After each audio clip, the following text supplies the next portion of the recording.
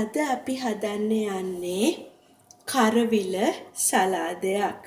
මේකට අපිට අවශ්‍ය වෙනවා පොඩි කෑලි වලට කපාගත්ත කරවිල, දෙහිෂ ස්වල්පයක්, ගම්බිරිස් තේ හැඳි 4න් එකක්, ලුණු තේ හැඳි භාගයක්.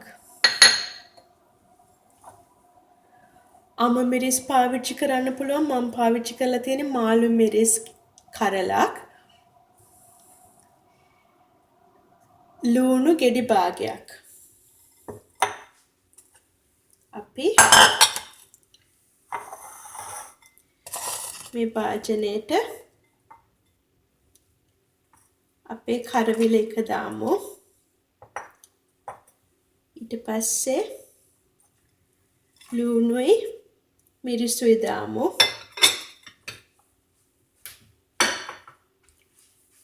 ඊට පස්සේ අමු මිරිස් නෙමෙයි ගම්මිරිස් ලුණු දාමු. ඊට පස්සේ දහි එක මිරික ගමු.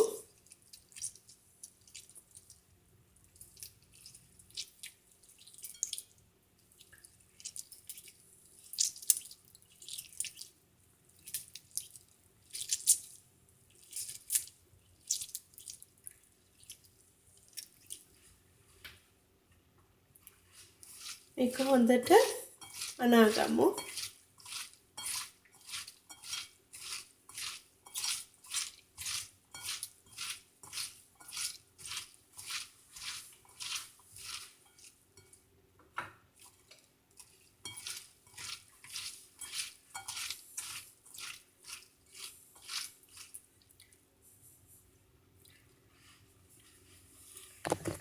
මේ තියෙන්නේ අපේ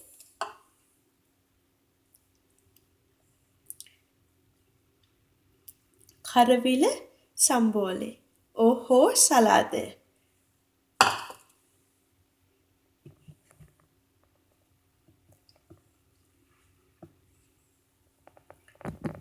බොහොම ස්තුතියි.